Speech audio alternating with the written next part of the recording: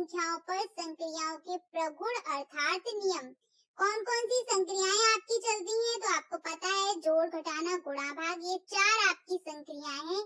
इन संक्रियाओं से आपका जो है एमसीक्यू क्वेश्चंस बनता है इस प्रकार से कि निम्नलिखित में से कौन सा कथन सत्य है। पहला पॉइंट होगा कि दो पूर्ण संख्याओं का योगफल सदैव पूर्ण संख्या होती है। दो पूर्ण संख्याएं क्रम भिन्न नियम का पालन करती हैं, या फिर दो पूर्ण संख्याएं सहचर्य नियम का पालन करती है। दो नहीं, 3 पूर्ण संख्या। तो इस तरीके से क्वेश्चन आपका आएगा। तो कौन सा कथन सही है, कौन सा गलत, इसके लिए आपको नियम देखने पड़ेंगे।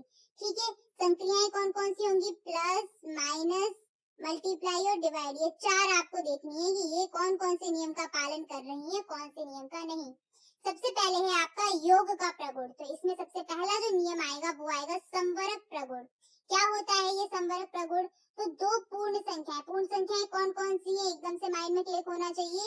0 से लेकर आपकी इनफाइनाइट तक, 0, 1, 2, 3, 4, 5, 6, 7, 8 डॉट डॉट डॉट इनफाइनाइट, ये सब क्या है? पूर्ण संख्याएं हैं।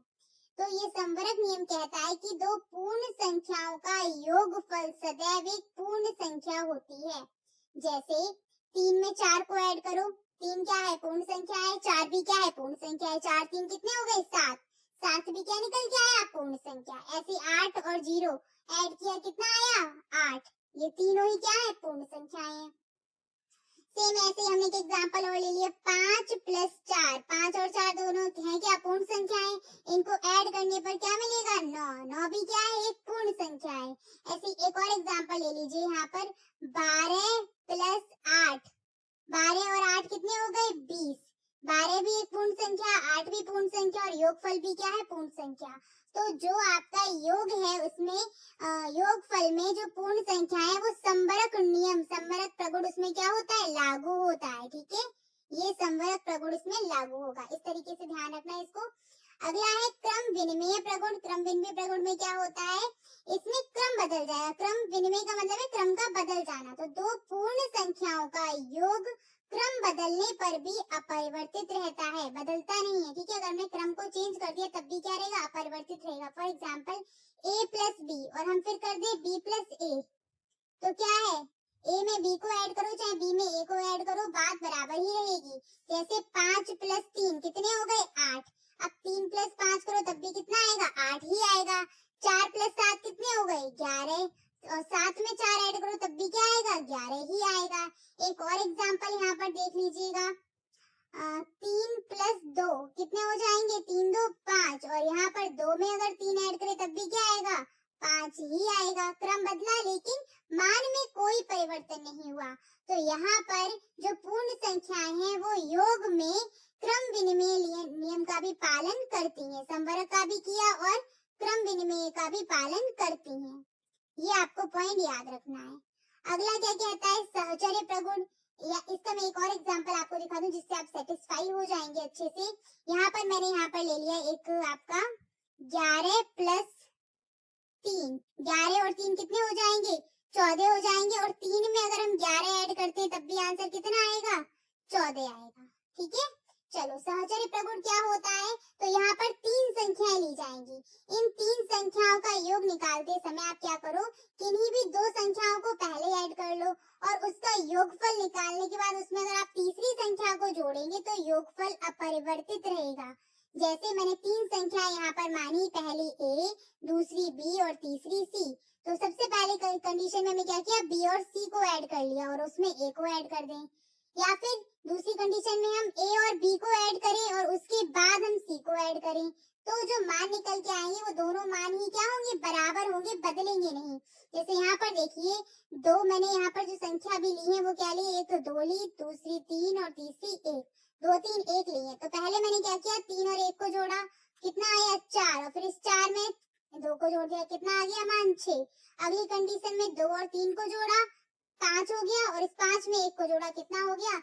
6। ऐसे ही एक और मैं आपको समझा देती हूँ। यहाँ पर एग्जाम्पल, यहाँ पर मैंने ले लिया, एक संख्या 4 है, दूसरी है 2 और तीसरी है 7। ठीक है, सबसे पहले हम क्या करें? 2 और 7 को जोड़ते हैं तो क्या हो जाएगा? 4 प्लस 7 2 9 और 9 4 कितने हो गए? 13 है। अब इसको इस तरीके से भी कर सकते हो, 4 में पहले हम 2 जोड़े, उसके बाद हम 7 जोड़े, तो कितना आ जाएगा, 4 2 6 प्लस 7 यानी कि 6 7 13। तो देख पा रहे हो सहचर्य नियम का भी पालन हो रहा है योग में। किसका, सहचर्य नियम का भी पालन करती हैं ये। ठीक है, चलो आगे बढ़ते हैं। अगला नियम क्या है, अगला है आपका योग का तत्समक अवयव। तो योग क्या है, योग का तत्समक अवयव क्या होता है कि पूर्ण संख्या के लिए शून्य एक तत्समक अवयव है, अर्थात शून्य को किसी भी पूर्ण संख्या में अगर हम जोड़ते हैं तो योगफल हमेशा वही संख्या प्राप्त होती है। जैसे 3 + 0 कितना हो जाएगा, वही संख्या मिल गई 3, 7 में 0 जोड़ा कितना हो गया, 7 हो गया। ऐसे आप कर सकते हो, 81 + 0, 81 में 0 जोड़ेंगे तो कितना हो जाएगा, 81 मिलेगा। तो यहाँ पर जो 0 है वो क्या है, योग का तत्समक अवयव है, क्या, 0। आगे बढ़ते हैं घटाने के नियम में। तो पहला नियम है संवरक नियम।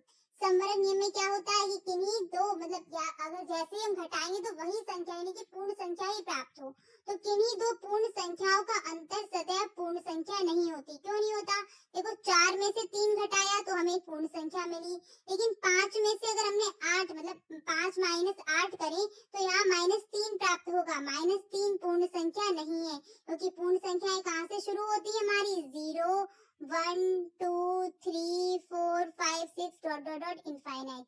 इधर जो माइनस के मान है वो पूर्ण संख्याएं नहीं होती हैं, वो क्या होते हैं, पूर्णांक। तो संवरक नियम का यहाँ पालन नहीं होता। इस तरीके से आप और भी एग्जांपल देख सकते हो, जैसे मैंने आई लिया 4 - 7, तो कितना आ जाएगा आंसर, -3। यही 7 - 4 करेंगे तो आंसर कुछ और, तो क्रम विनिमय में वो आ जाएगा। तो कुल मिला के एक चीज याद रखना है कि जब भी हम दो पूर्ण संख्याओं को घटाते हैं तो हमको एक पूर्ण संख्या प्राप्त नहीं होगी, हमेशा पूर्ण संख्या प्राप्त नहीं होगी।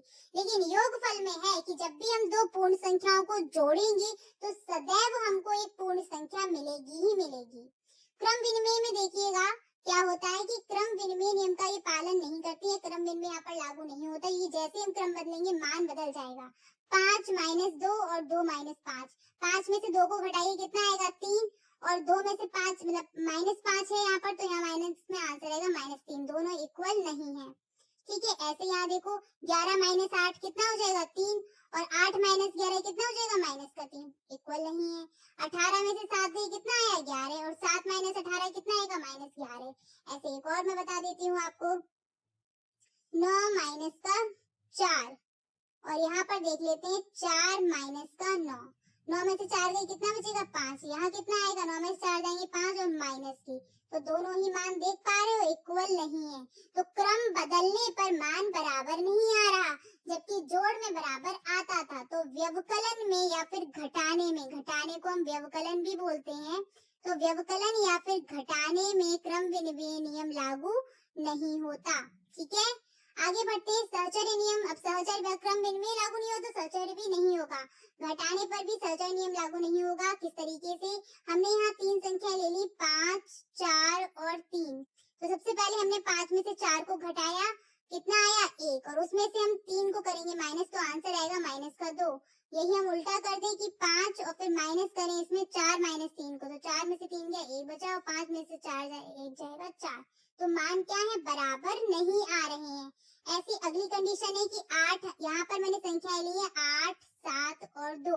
सबसे पहली कंडीशन में मैंने क्या किया कि 8 में से 7 को माइनस किया, फिर मैं माइनस कर दूंगी 2 को। अगली कंडीशन में कर रही हूँ कि 7 में से 2 माइनस करें, फिर माइनस कर दें 8 में से, तो 8 में से 7 जाएगा, पहले कितना बचेगा, 1, और फिर 2 में से माइनस करेंगे तो कितना आ जाएगा, -1। यहाँ क्या, 7 में से 2 माइनस किया कितना आया, 5 आया, और इस 8 में से जब 5 माइनस किया कितना आ गया, 3। दोनों मान बराबर नहीं है, तो यहाँ सहचर्य में भी ये नियम लागू नहीं होता है। ऐसे एक और एग्जांपल मैं आपको समझा देती हूँ, जिससे आपको जो डाउट है वो क्लियर हो जाएंगे एकदम से। यहाँ मैं एक संख्या ले लेती हूँ, 6 3 और 7।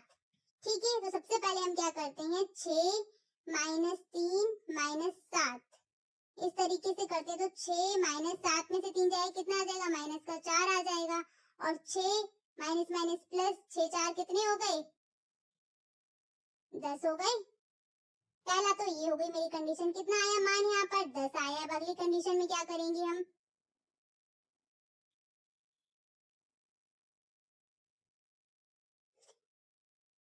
अगला मैं इसको इधर सॉल्व करती हूँ, तो यहाँ पर हम क्या करें, 6 माइनस का 3 और फिर माइनस कर दें 7 को, तो 6 में से 3 गए, कितने बचे हैं, 3 बचे हैं, और माइनस 7 कितना आ जाएगा आंसर, -4। देख पा रहे हो आंसर बिल्कुल अलग अलग आ रहा है, यानी कि सहचर्य नियम का पालन भी नहीं होता है। चलो आगे बढ़ते, गुणन में गुणा के प्रगुण क्या होते हैं। तो एक चीज यहाँ से क्लियर हो गई ना कि देखो जोड़ में क्या हुआ था, जोड़ में तीनों नियम लागू हो रहे थे, संवरक भी और क्रम विनिमय भी और सहचर्य भी, लेकिन घटाने में ऐसा नहीं हुआ। घटाने में क्या हुआ, ना संवरक लागू हुआ, ना क्रम विनिमय लागू हुआ, और ना ही आपका सहचर्य नियम। गुणन में गुणन बिल्कुल आपका चलेगा उसकी तरह, किसकी तरह, जोड़ की तरह। तो गुणन में क्या होगा, पहले संवरक देखिएगा, संवरक नियम में क्या होगा, दो पूर्ण संख्याओं का गुणनफल सदैव एक पूर्ण संख्या होती है, सदैव होती है, सदैव, ठीक है। जैसे 4 गुणा 3 कितना हो गया, 4 3 12, 7 गुणा 9 7 3 63। ऐसे ही 5 गुणा 0 करोगे तो 0 भी क्या है, पूर्ण संख्या है, कितना मान आया, 0। तो अब देखो गुणा करने पर एक पूर्ण संख्या ही प्राप्त होगी। ऐसे एक और ले सकते हो, 2 गुणा 15, 15 दूनी कितना हो गया, 30, क्या मान आया, पूर्ण संख्या। क्रम विनिमय नियम में क्या होगा कि गुणन में क्रम विनिमय नियम लागू होता है, यानी कि क्रम बदल दिया तो मान बराबर आएंगे। जैसे 3 गुणा 2 कितना, 6, और 2 गुणा 3 भी कितना हो जाएगा, 6। 6 में 5 का गुणा करो तब भी 30 आना है, और 5 में 6 का गुणा करो तब भी क्या आएगा, 30 ही आएगा। ऐसे एक और ले लो, 12 में किसका गुणा करो, 2 का, तो कितना आया, 24। 12 दूनी 24, चाहे 2 में 12 का कर दो तब भी कितना आएगा, 24 ही आएगा। तो क्रम विनिमय नियम यहाँ पर गुणन में लागू होता है। सहचर्य नियम की बात करें तो गुणन में सहचर्य नियम भी लागू होता है। पहले 3 संख्याएं, जब भी सहचर्य नियम आए तब यहाँ पर 3 संख्या लेनी पड़ती है, ठीक है। तो इसमें क्या करो, पहले 2 का गुणा कर दो, जो गुणनफल प्राप्त हो उसमें तीसरे का गुणा करो, ठीक है। अगले में क्या हो, दूसरी कोई 2 संख्या ले ली और उसमें तीसरे का गुणा किया। तो यहाँ पर हम इसको इस तरीके से भी लिख सकते हैं, आप चाहें तो, a ब्रैकेट में b मल्टीप्लाई c इक्वल होना चाहिए किसके, a मल्टीप्लाई b और मल्टीप्लाई c के। तो देखिए यहाँ पर 3 संख्याएं, 4 3 और 2। तो पहले हमने 3 व 2 का मल्टीप्लाई किया, कितना हो जाएगा, 3 दूनी 6, और फिर हमने इसमें 4 का कर दिया, 4 3 24। अगली कंडीशन में पहले 4 और 3 का किया, 4 3 कितने हो गए, 12, फिर 2 का कर दिया तो 12 दूनी 24। देखिए दोनों मान कैसे आए हैं, बराबर आए हैं, ठीक है। इसी प्रकार से आप एक और एग्जाम्पल लेके इसको सॉल्व कर दीजिए, ठीक है। अपने मन में आप इसको खुद भी अप्लाई कर सकते हैं, ठीक है। मैंने यहाँ पर ले लिया एक 5 गुणा 2 गुणा 7। पहले हम इसका करते हैं तो, और इसको क्या हो जाएगा, 5 गुणा 7 दूनी 14, और 14 पंजे कितना हो जाएगा, 70। दूसरा इसका मैं इधर सॉल्व कर देती हूँ, 5 गुणा 2, पहले इनका करें फिर हम 7 का करें, तो देखो 5 दूनी 10 और गुणा 7 करेंगे तो 10 का 7 में 70 आ रहा है, 70 70 बराबर। तो सहचर्य नियम भी इसमें लागू होता है। अगला आपका नियम है, अच्छा ये मैंने आगे करवा भी दिया था इस तरीके से। नेक्स्ट है गुणन का तत्समक अवयव। तो तत्समक अवयव गुणन का जो होता है वो होता है 1, यानी कि 1 का आप किसी भी संख्या में गुणा करो आपको वही संख्या प्राप्त होगी। तो ये है गुणन का तत्समक अवयव। और योग का तत्समक अवयव होता है 0। तो 17 में 1 का गुणा किया 17, 8 में 1 का किया 8, 9 में 1 का कर दो 9 एकम 9, हमेशा वही संख्या प्राप्त होगी। ये है गुणन का तत्समक अवयव। इम्पोर्टेंट है, ये नोट याद रखना, पूछे गए 2-3 बार। योग का तत्समक अवयव होता है 0 और गुणन का तत्समक अवयव होता है 1, ठीक है। नेक्स्ट पॉइंट है, किसी भी पूर्ण संख्या में शून्य से गुणा करने पर सदैव शून्य प्राप्त होगा। शॉर्ट पॉइंट है, और ये तो आपको पता भी होगा, जिन बच्चों को नहीं पता है वो इसको ध्यान रखना। एडिशन में आपको काफी सही रहेगा। जैसे मान लीजिए कभी कभी पूछते भी हैं ना लोग, 4 गुणा 7 गुणा 20 गुणा 12 गुणा 5 गुणा 8 गुणा 10 गुणा 50 गुणा, ठीक है, और लास्ट में लगा दिया 0। बताओ कितना मान आएगा, तो डायरेक्ट 0 आएगा। हम लोग गुणा करने चल देते हैं, तो 0 को हमने किसी भी संख्या में गुणा किया, फटाफट से सीधे आंसर क्या दे देना है, 0, ठीक है। चलो गुणन में एक और नियम है आपका वितरण नियम, जिसको डिस्ट्रीब्यूशन लॉ कहते हैं, जो आपका योग में और घटाव दोनों में ही लागू होता है, ठीक है। वितरण नियम, जैसे आपको 2 संख्याएं प्लस करनी है, ठीक, तो आप क्या करेंगे, वितरण नियम में जो बाहर संख्या दी है उसका गुणा दोनों में करो और बाद में जोड़ दो तो भी मान वही प्राप्त होगा। इसको मैं इस तरीके से आपको समझाती हूँ। जैसे हमने ले ली 3 संख्याएं, एक है a, दूसरी है b और तीसरी है c, ठीक। तो बी और सी को हमें ऐड करना है। यहाँ पर दिया है बी प्लस सी ऐड हो रहे हैं और मल्टीप्लाई कर रहे हैं ए का। तो इसको इस तरीके से सॉल्व कर सकते हैं कि ए में मल्टीप्लाई करो बी का तो क्या हो जाएगा ए बी, और ए में मल्टीप्लाई करो सी का तो क्या हो जाएगा ए सी। जब इनको जोड़ेंगे तो मान वही निकल के आ जाएगा, ये हो जाएगा वितरण। ये आपका व्यंजक में बहुत लगता है, जब आप व्यंजकों का गुणा और भाग सीखेंगे वहां पर अगर आपको व्यंजक आपको दिया गया है 5-6, उसमें अगर पद है तो उसको किस तरीके से सॉल्व करते हैं, सेम ऐसे ही करते हैं। बाहर जो संख्या लिखी होती है उसका अंदर के सभी पदों में गुणा होता है, वही क्या है आपका वितरण नियम। जैसे यहाँ ले लिया 5 गुणा 3 प्लस 2 तो क्या हो जाएगा 5 गुणा 3 यानी कि 15, 5 गुणा 2 यानी कि 10, 10 और 15 कितने हो गए 25। और दूसरा यहाँ पर आप इसको ऐसे भी सॉल्व कर सकते हो, 3 2 कितने हो गए 5, 5 25। क्लियर? ये आपका वितरण नियम है, घटाने में भी लागू होगा। ए का पहले बी से करो तो ए बी माइनस ए सी। 4 का हमने लिया है तो 4 का पहले करेंगे 3 में, 4 गुणा 3, फिर 4 का करेंगे 1 में, 4 एकम 4 तो कितने हो जाएंगे 4 3 12, 4 एकम 4, 12 में से 4 गए कितना हो गया 8, और यहाँ भी 8 निकल के आ जाएगा। तो इस तरीके से आपका ये वितरण नियम है।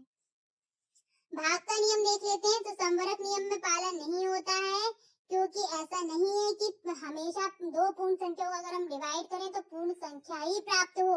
जैसे यहाँ देख सकते हो 16 में 4 का दिया तो कितना आ गया 4, 7 में अगर हम 10 से भाग देंगे, ठीक है, इस तरीके से तो जाएगा नहीं, पॉइंट लगाएंगे 0, 7 10 7 70। तो यहाँ पर देखो डेसिमल में आंसर है, यानी कि क्या है, ये तो पूर्णांक भी नहीं है, ठीक है ना। पूर्ण संख्या कहाँ मिल रही है, यहाँ नहीं मिल रही है। इसका मतलब क्या है, संवरक नियम का पालन नहीं करता है। दो जो पूर्ण संख्या है उनका भाग देने पर पूर्ण संख्या प्राप्त नहीं होती, सदैव नहीं मिलेगी, कभी कभार तो मिल जाएगी।